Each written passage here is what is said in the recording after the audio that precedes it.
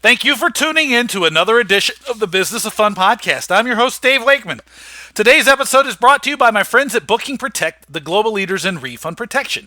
Any listing, any sector, anywhere, Booking Protect has you covered with the world's most comprehensive refund protection product.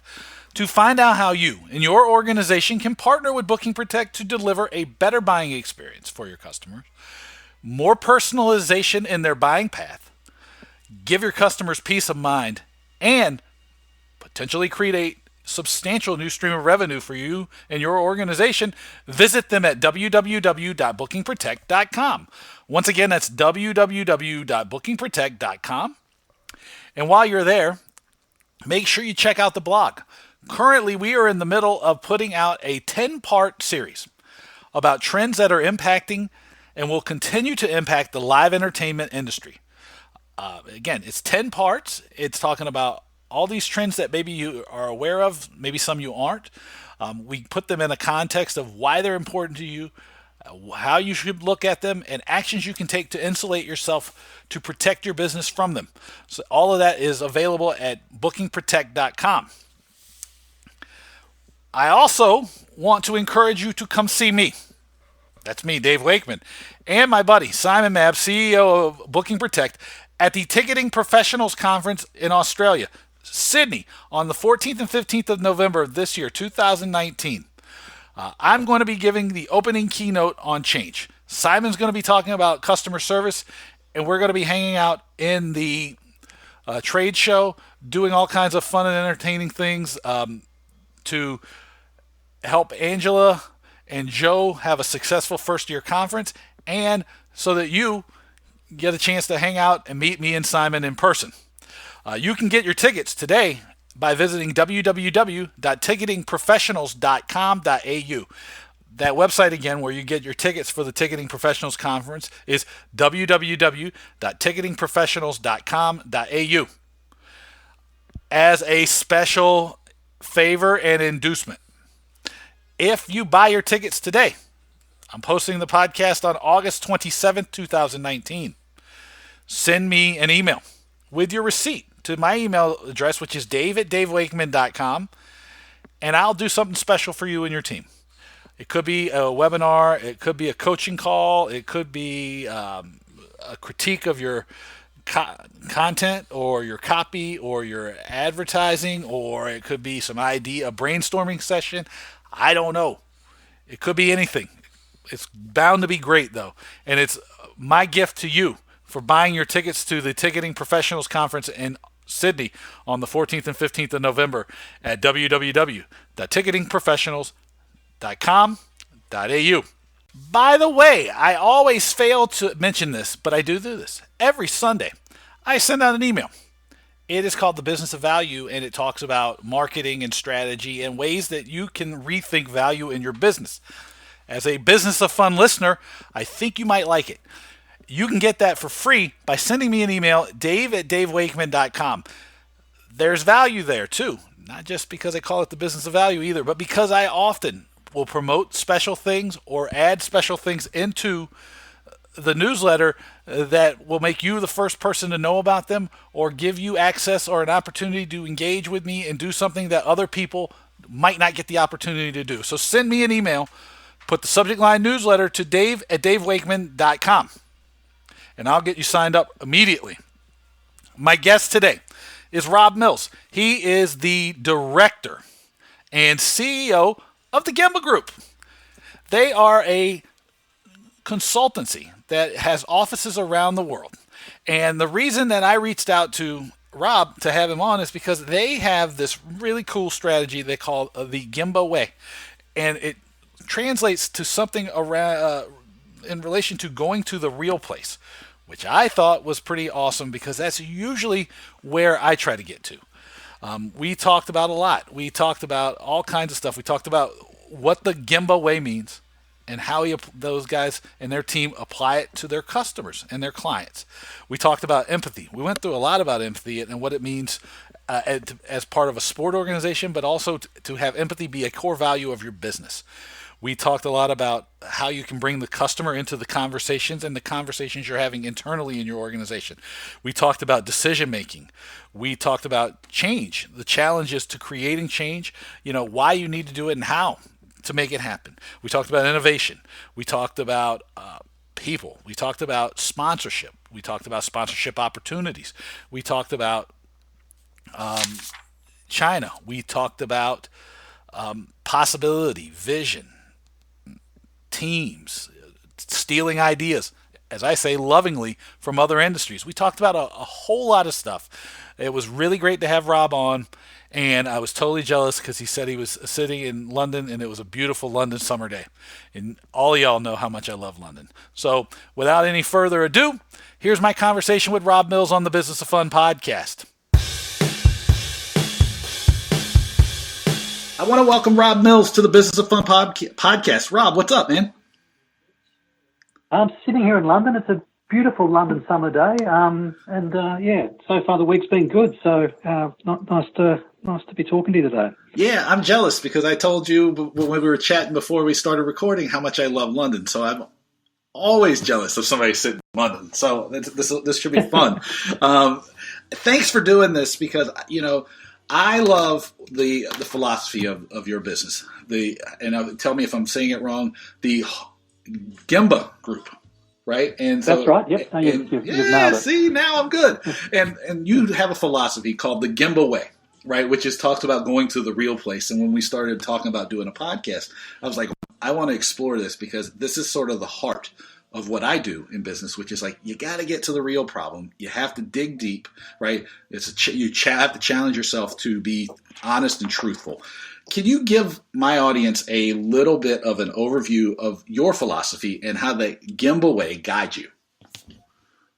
Yeah, it came from some very early work we were doing in Japan, actually, because Gemba is a Japanese word, and we'd always had this real passion around trying to, wherever we can, sort of get out and find out what's really happening, and whether that be through data or just through observation, sort of try and find out how fans are engaging with sport or entertainment. And I think one of the awesome things about our industry is it's driven off passion. No one is going to a live event or a concert or a sports event unless they're passionate about it. We do it because we want to do it.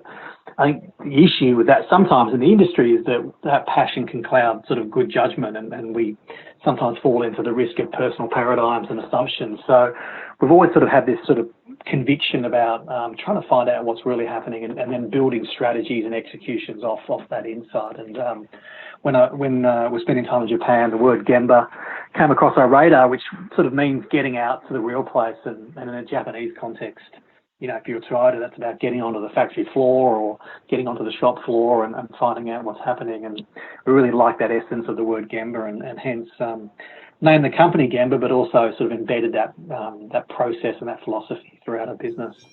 Yeah, and I don't have to tell you, I really dig it. But you said something interesting here, which I want to ask you about, which you talked about. People don't go to live events or sports or entertainment or anything like this. They go because of passion, right?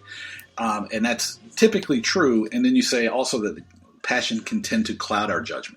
Right. And one of the things that I talk about regularly, which is probably to the point that people are going to tune this out when I say it, is that you are not your market. And yeah. Yeah.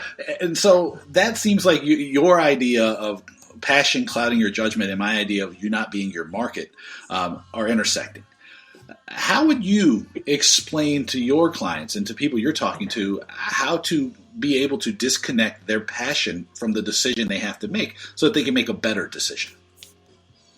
Yeah, it's a great conversation. I think some of that you can do through data, and we run our own proprietary data programs, and we source a lot of third-party data, and the client's got data. So some of that can be done by sort of trying to bring a sort of fact-based approach to the conversation.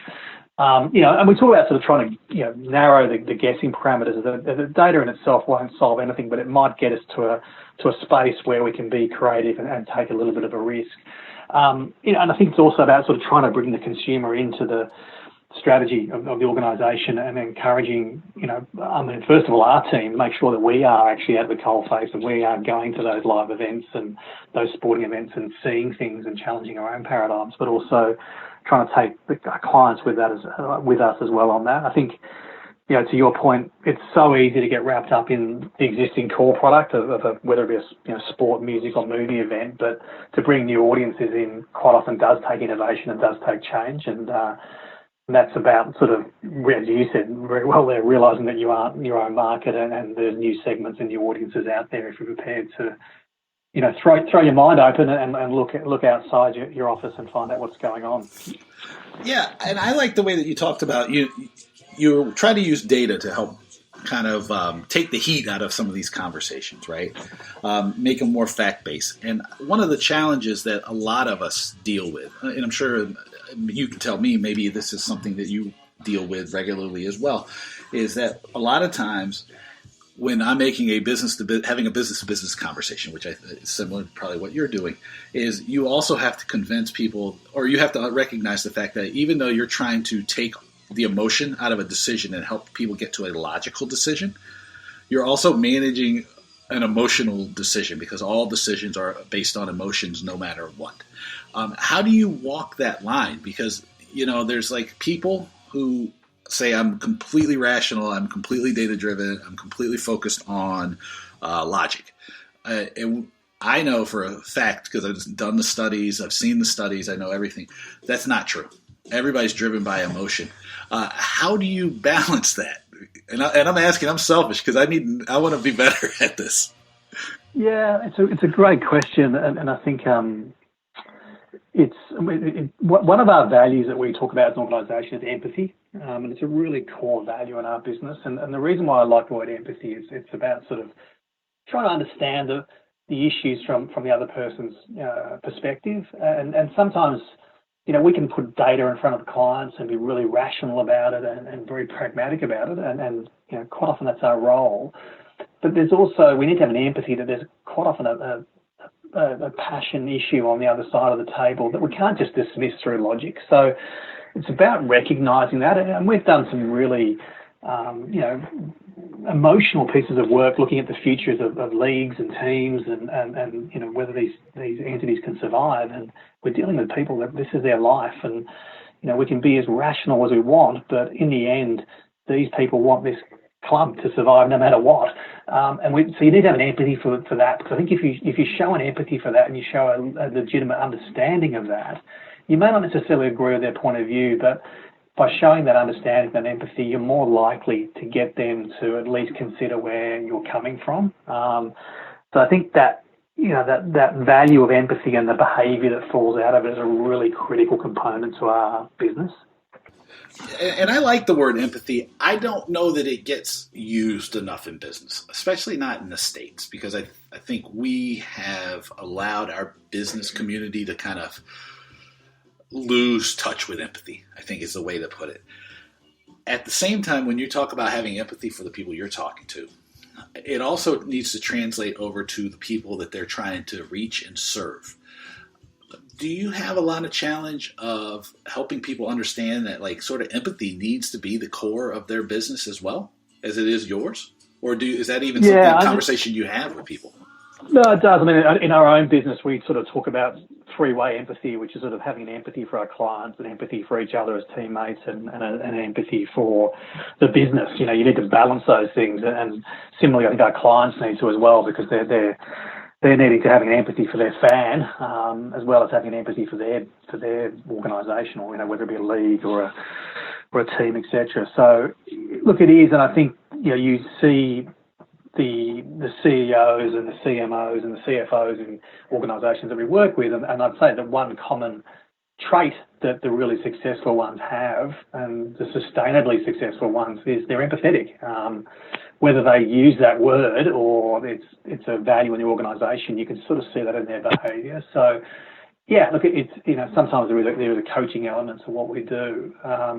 But again, I think if we can bring the fan into the room and explain the fan's motivations and the barriers and the opportunity around that fan, most people that we work with are in the industry for the right reasons. So it's sometimes about how do we bring that fan into the room and bring that fan to life to sort of help make better decisions. Yeah, and I know for certain that most of the people who have gotten in, and I would say put the number at like 99%, have gotten into the business for the right reasons. Because you have to at the start of your career.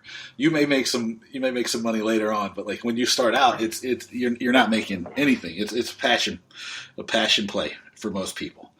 But when you talk about bringing the fan into the room, right, which is, I offer up the philosophy, right, that like you're really one job as a business, and it's creating and keeping customers. Knowing that you kind of have to be able to see the world through your fans' eyes. What are some points that you kind of use to get the fan into the room, to use your language? How do you help that fan have a voice in the organization? Besides the data, is there like cores, or is there like an outline that you kind of walk people through?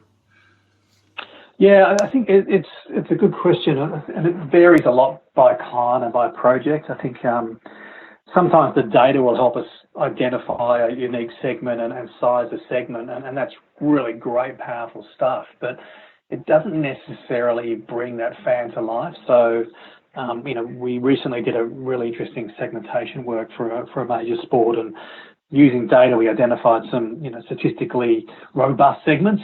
But then we did a lot of work about naming that segment and giving it a name and a personality.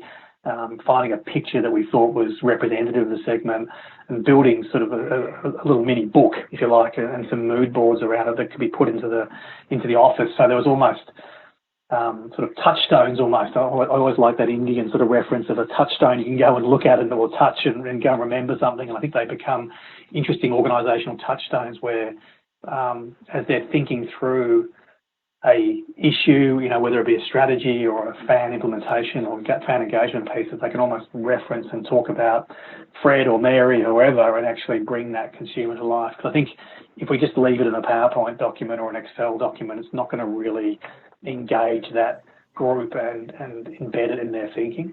Yeah, and so what you're saying is you want to make the buyer make it 3D, right? Make the person, it's like, in other industries, they talk a lot about personas, and I think in like sports and entertainment, we probably do ourselves a disservice by not talking about personas as much.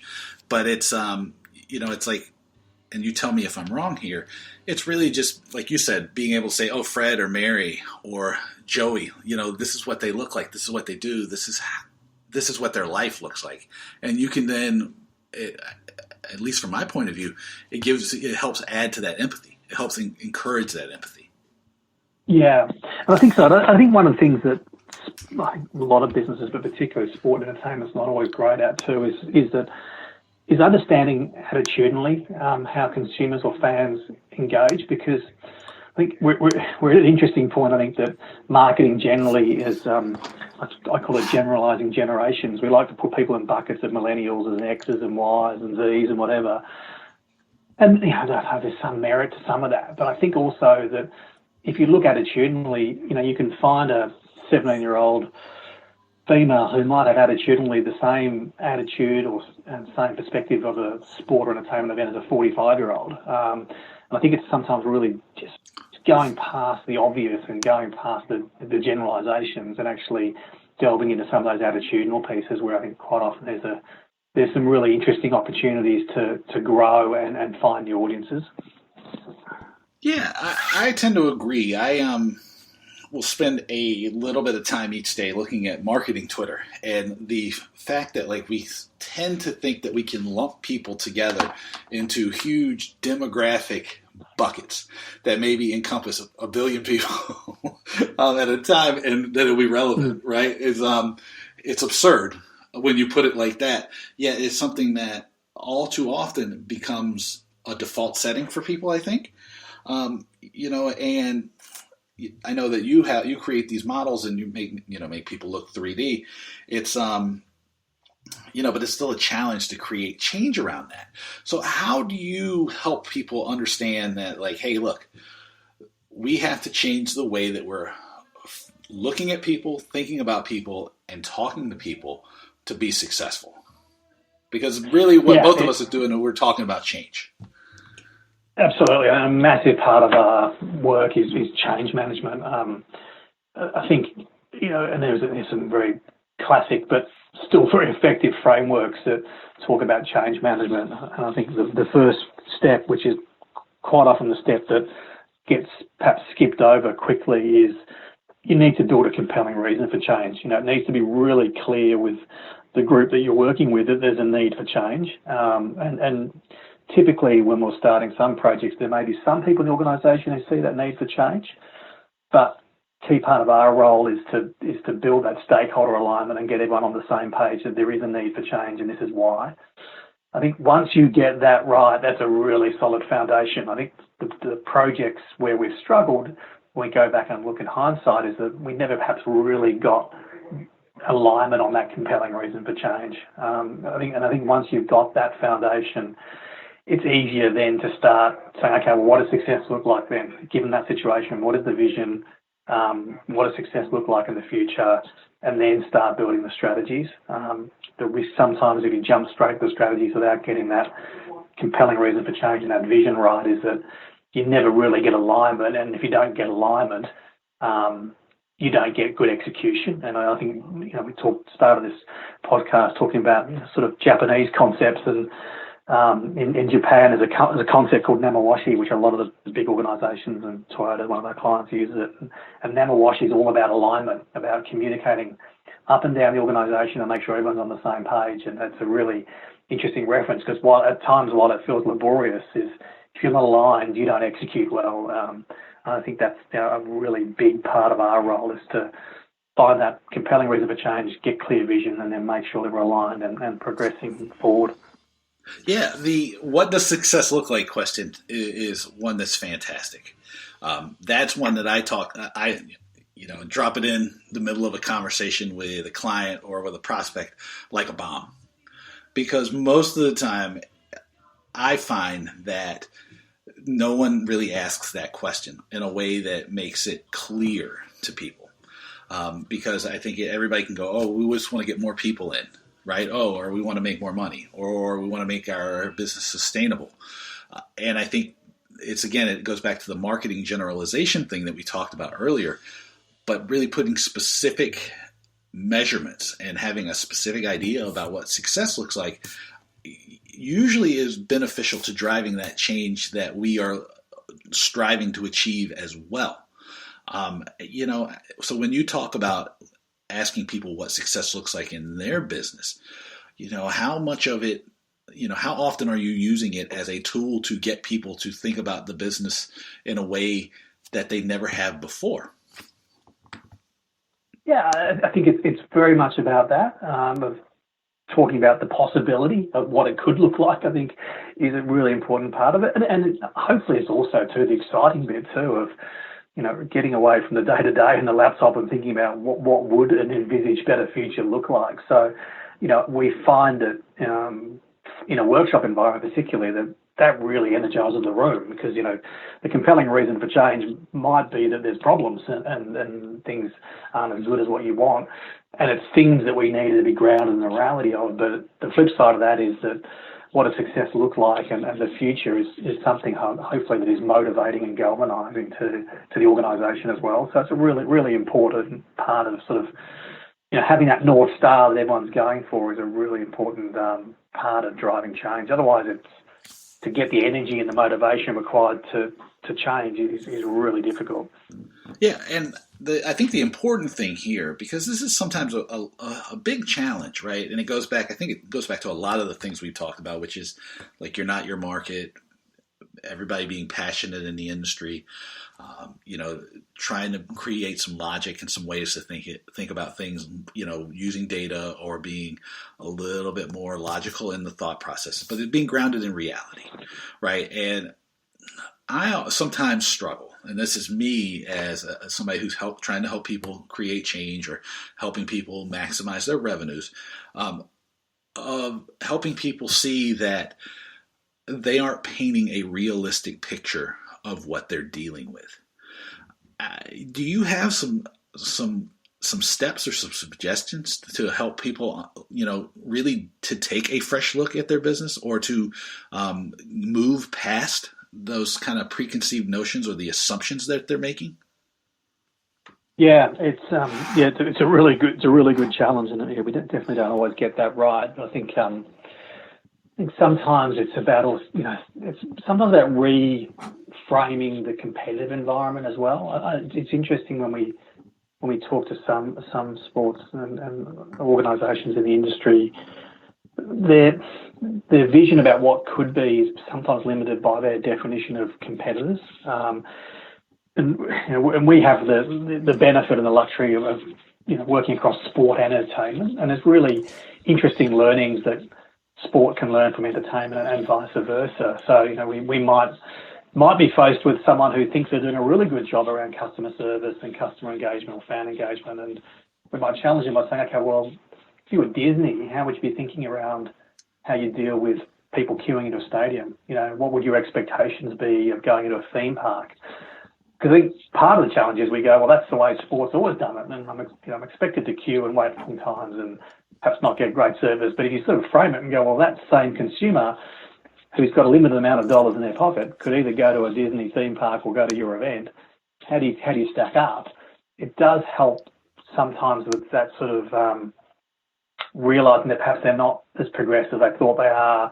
Or on the positive side, how exciting would it be to think that way, and how good would our fans have experience if we thought that way as well? So there's sort of a few techniques like that we can use to, and I don't like the word disruption, but to perhaps challenge the thinking and to reframe, particularly the competitive set, because the reality is that every sport and entertainment property out there is working in an increasingly competitive environment, which sounds like a really easy cliche and soundbite, but just the amount of entertainment options that consumers have these days is immense and growing. And unless you're really clear about your competitive set, there's a fair risk that you're going to get left behind.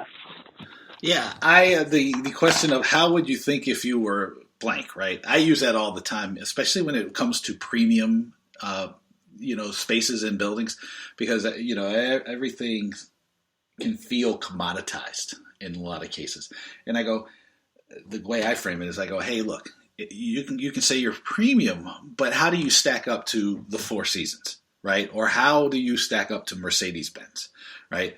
And if you look at it through that lens, like if the Mercedes-Benz was laying out a premium area in an arena or a stadium, what would that look like? And you see deficits very quickly, right? Because it's like you said, it falls back on, well, this is, we're best in class.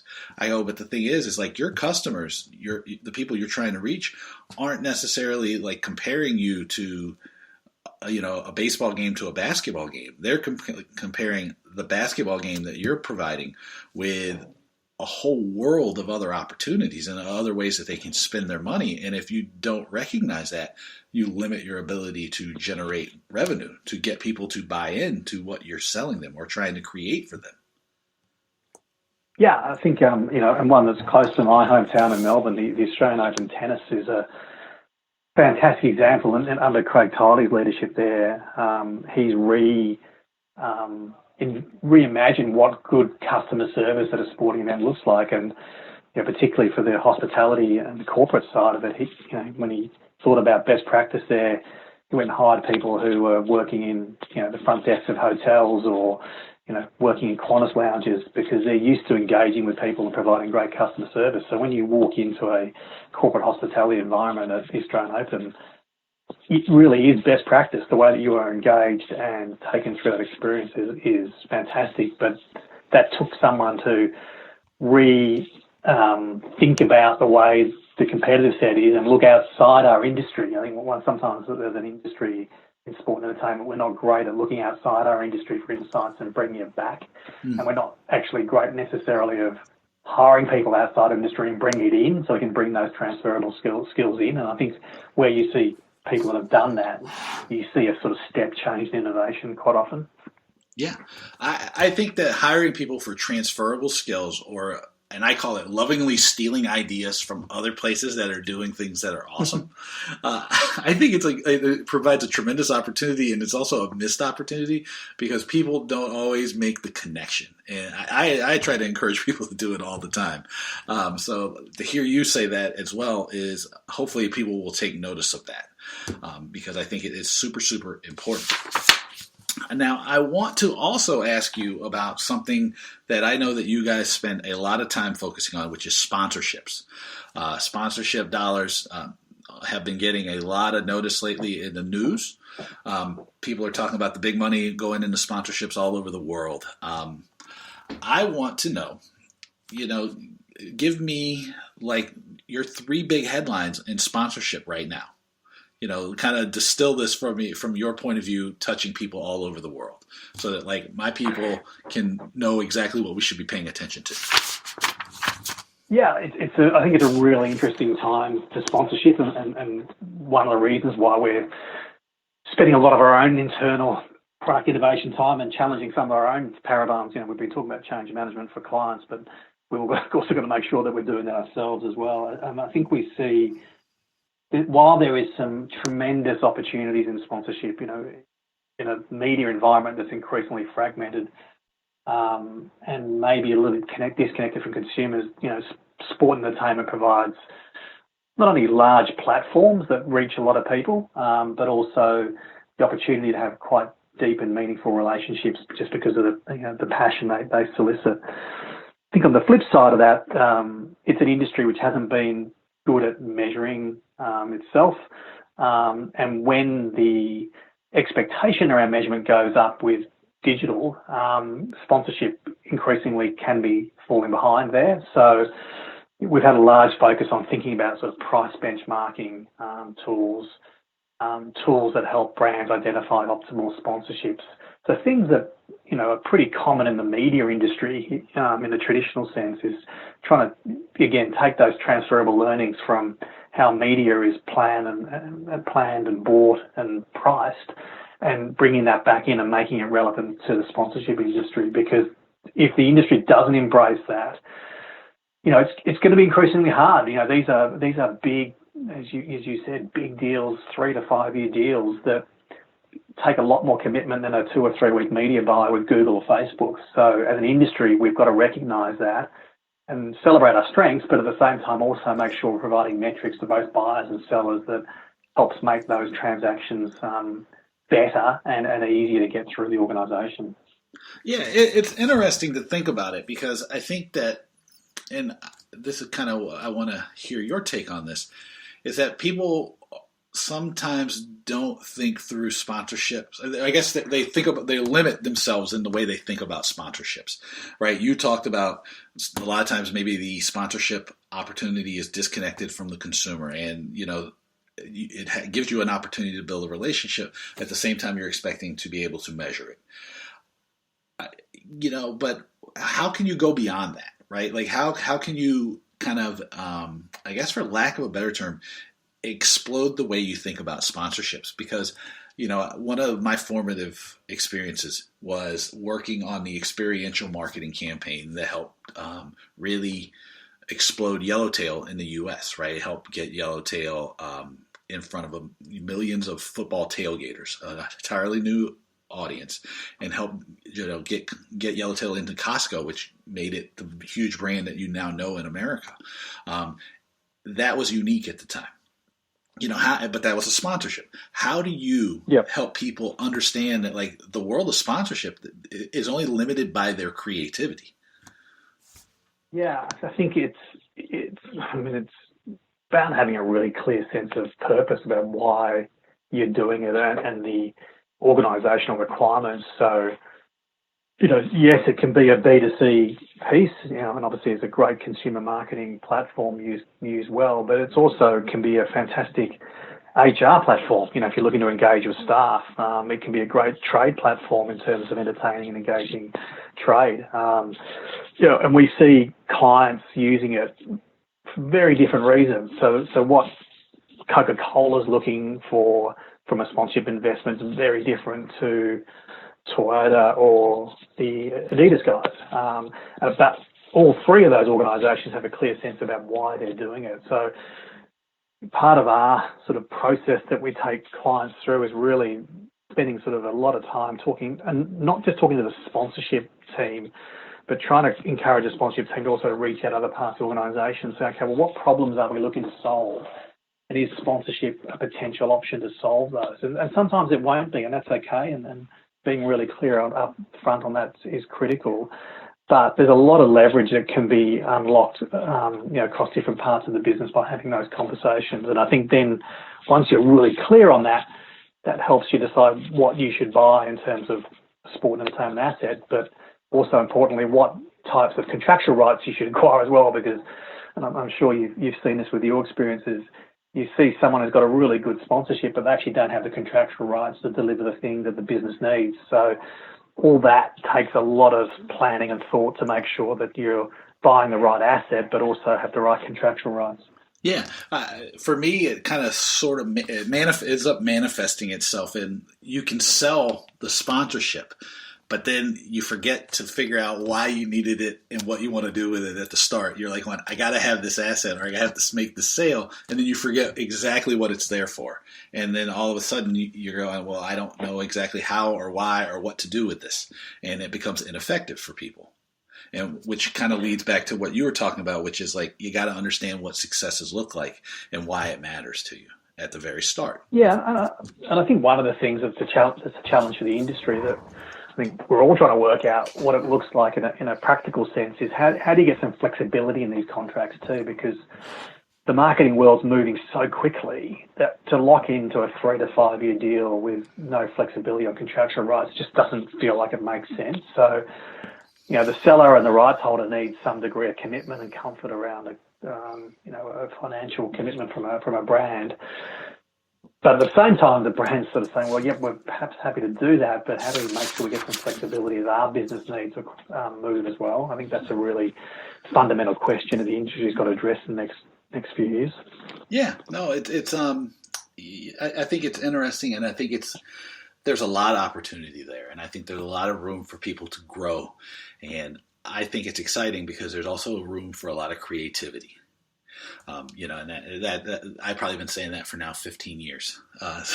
So I'm sure that'll be a trend that I continue to highlight. But I want to ask you one more about one other big white whale in the room. Talking about Moby Dick here is the Chinese market, right? I know that you've spent a lot of time in China. You're very familiar with the sports market and sports business market there, and everybody seems to be pushing tons of money and attention into China. I don't know exactly if everybody knows what to make of it. From your experience, having lived in Shanghai for a number of years and worked there for a number of years, and with a keen eye towards like experience and sponsorships and everything else, what is the opportunity in China right now, and where should people be putting their attention and their resources? Yeah, that is a big question. It's a big whale, as you said. Look, I think big country, big question. there's opportunity there, and I think on reflection, in our early days there, we probably made the mistake of our own business of trying to bite off too much. I think the interesting thing in China is that you can have a very good niche there and have a very good business. I think we took our paradigm of our existing business and tried to do that all in China in the early days, and in the end we've narrowed it back to 2 or 3 areas, and we feel like over time we'll be successful there. So I think that's probably one learning that we've been through and learned the hard way in the early days. The interesting thing is that it's you see these sound bites about the size of the population. If I could only get 1% of it, et cetera, this is what it would mean, and that's sort of the back of the napkin calculation that quite often happens. My observation is that you've got to be there for a long time to see that return. The Chinese are, both formally through government policy and informally culturally saying, we're going to take, foreign investment and foreign businesses, but we're going to do this a little bit on our terms. And Probably rightly so in a lot of ways. So you've got to realise that it's going to take some time to build those relationships and understand that market to get where you probably want to get to. The Chinese do think in a longer time frame than Western cultures. At a high level, they think in dynasties, and they have a rolling 10-year plan that the government works off, and the markets that you and I come out of. They ain't thinking in 10-year blocks at the moment. We're probably lucky to get through an election cycle at best at the moment in most Western markets. And that's a really I would agree completely. That's exactly right. Yeah, and so when I see, these trade discussions going at the moment, you sort of see one country who's going, well, we can get through this. We're thinking on a 10-year block minimum, and you've probably got an election coming up next year. You've got 18 months to solve this. So you sort of see that at a macro level. But at an operational level, it's about, respect for the culture and respect the fact that they want to see a long-term commitment. So we've researched there since 2009. We've got a really good history of data there and a lot of learnings from being on the ground. And we're starting to see the benefit of that commitment. So I think, to me, it's being really laser focused on, yes, it's a big market, but almost the inverse of think in the niche almost, which I know sounds like a bit of an oxymoron in a big market. And then, think about how long it's going to take. And I think the other piece is sort of thinking about what local partnerships and relationships you're going to need there, because, there's obviously a language challenge. There's, some different cultural challenges. And again, it's like a Chinese market going into the States or going into the UK. I mean, they would need to have some local understanding to be able to properly execute, and it's obviously no different for US or Australian or UK businesses going into that market. But it's a fascinating time, I think, for the sport industry. It's a really interesting stage where the Chinese government's being very hot on investment in foreign organisations. And it's reasonably new. I mean, I think quite often, I try to explain to people the concept of team and fandom is, in a sports context, is pretty new. The Chinese soccer league's only been going since 1995. So it's only just starting to get now that generational handover that you barrack for the team that your mother or your father barracked for. The stuff that's been endemic in the States and the UK and Australia for the best part of 100 years is still a reasonably new construct in China. So people tend to gravitate to following individuals and celebrities rather than they do teams at the moment. I think that will change over time. But, there's just things sometimes that we take for granted that don't exist in that market. Yeah, and that's what's interesting, because every time I talk to anybody, if you talked about being in the West, the metabolism for this kind of stuff being extremely fast. So I would say that, in Australia or England, you might think a year, and in the States, we probably think like maybe a month. You might get a month. Your attention span for an idea might be, a month or two. And when you say decades in China, it's absolutely true, right? It's, their long-term focus is incredible, and you have to recognize that. So to me, when people ask me about what's going on, if you're not committed for 5 to 10 years, knowing that it's going to take you that long to build those relationships, you're better to rethink what you're trying to do. Yeah, and the interesting thing is exactly that. You've got to think long term, but at the same time, the speed of change on the ground and the speed that you're sometimes required to execute is the other extreme. So the speed of what's happening in social media there and streaming platforms is amazing. So what you thought, you saw a couple of months ago, when I can't think I've got my head around that, 2 months later that's moved. And then clients also want to move super fast as well. So it's sort of interesting sort of dichotomy of this big long-term commitment on one end, but also this incredible pace on a day-to-day basis at the other end, which is really exciting and interesting, but can also be really exhausting as well when you're trying to live through that. Oh my God, yes. People, I don't think, especially in the States, they do not realize how advanced and how incredibly fast technology is and moves in China. They have no concept of how advanced the Chinese people are as far as the technology and the way and the pace of changes. It has to be. I think it would make people's heads spin if they really had a clear understanding of that.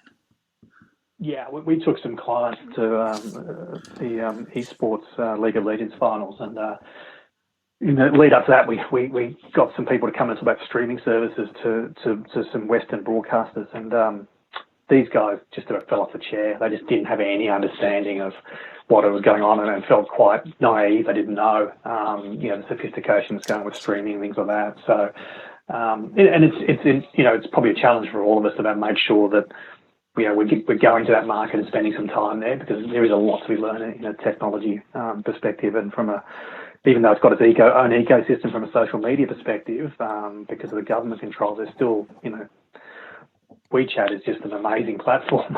Yeah. And it's been born out of a government-controlled old environment to some extent, but there's some amazing functionality on that I miss not being in Shanghai, quite frankly. You can pretty much do everything through WeChat. Yes, that's exactly right. It's one of the most incredible platforms. If people have not seen it, it's unbelievable. It takes everything that we kind of take from 100 different places, it seems like, in the States or in Europe, and puts it all on one platform. It's unbelievable. It's incredible. There's a great little video on YouTube if anyone's interested. I think if you Google WeChat functionality, and it shows all the things that WeChat does. It's like 3 minutes, and I think everyone I've shown that is blown away by it. Yeah. Well, Rob, thank you for doing the podcast. Where can I point people towards on the internet if they want to find out more about you and what you're up to?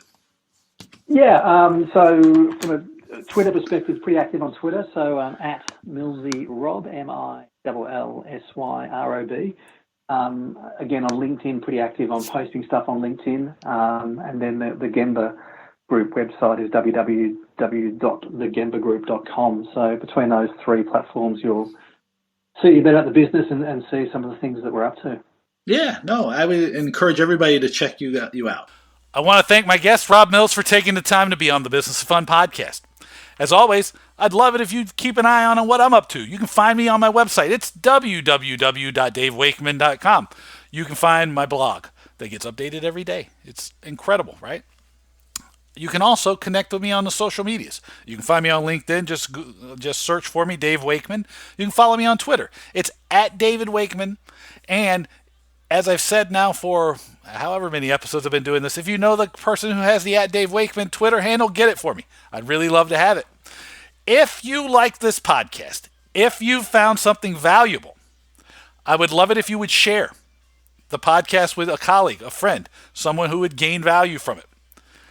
If you're also doing that, maybe you want to subscribe. We're on all the major platforms now. And if you're so inclined, I'd love it if you'd leave a review. All of these things add up, and they make sure that people find the podcast, and it encourages me to continue to deliver great conversations like the one with Rob Mills. I also want to point your attention to a project, a pro bono project that I've been working on that I am extremely proud of. The organization is close to my heart. I can't speak highly enough of all the people involved. If you visit ebresearch.org and visit Come Say Hi with Eli. This is a project that I've been working on for the last 5 or 6 months. It is an organization founded by a guy you may have heard of, Eddie Vedder, and his wife Jill Vedder are co-founders. And we did some crazy work over the last few months to help bring Eli's story to the world. It's a powerful story. It's one that's really compelling. And I wish you would go there and check it out. It's at www.ebresearch.org. Finally, I want to thank my friends at Booking Protect, the global leaders in refund protection, for being outstanding partners, great people, and supporters of me in the Business of Fun podcast.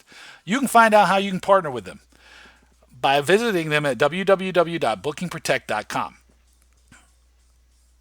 Offering refund protection to your guests is a no-brainer in my mind because it gives your customers peace of mind. On-sale dates are happening earlier and earlier, right? Life gets in the way. It also gives your guests a chance to customize their purchase.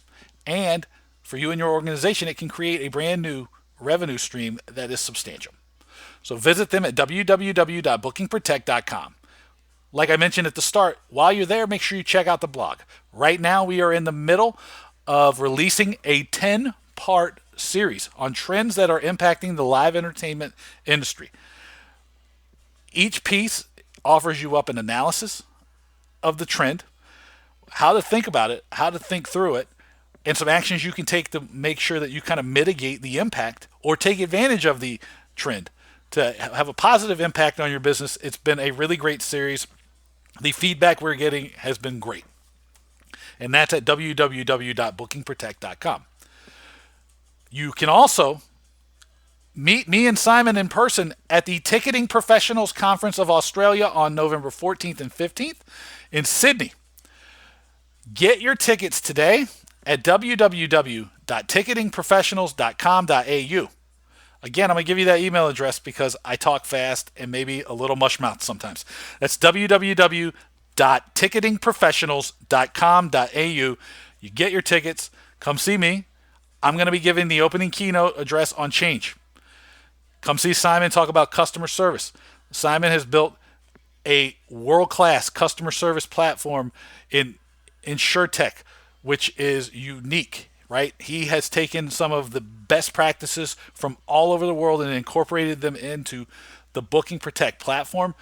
So if you're anywhere near or around Sydney, you should come and hear Simon talk about the ideas that went into that, the way he approaches customer service, his thoughts and ideas on customer service. It's unbelievable. He thinks about customers more than anybody I know, and it's a great opportunity to hear him talk.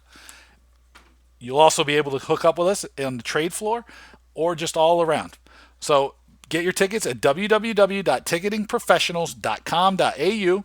And as an added bonus, send me an email with your receipt to dave@davewakeman.com, and I'll figure out some nice thing, cool thing, added value to do for you and your team to reward you for buying your tickets to the Ticketing Professionals Conference. That email address, one more time, is dave@davewakeman.com. Send me your receipt. It'll be great.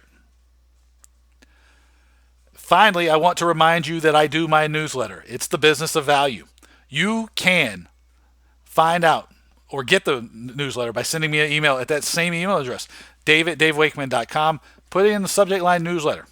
I'll get you added.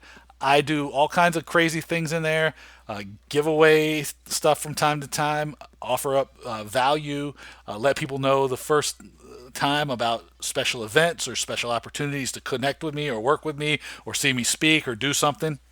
It's all there. It's free. dave@davewakeman.com. And as always, I want to thank you for listening to the Business of Fun podcast. And until I talk to you again, take it easy.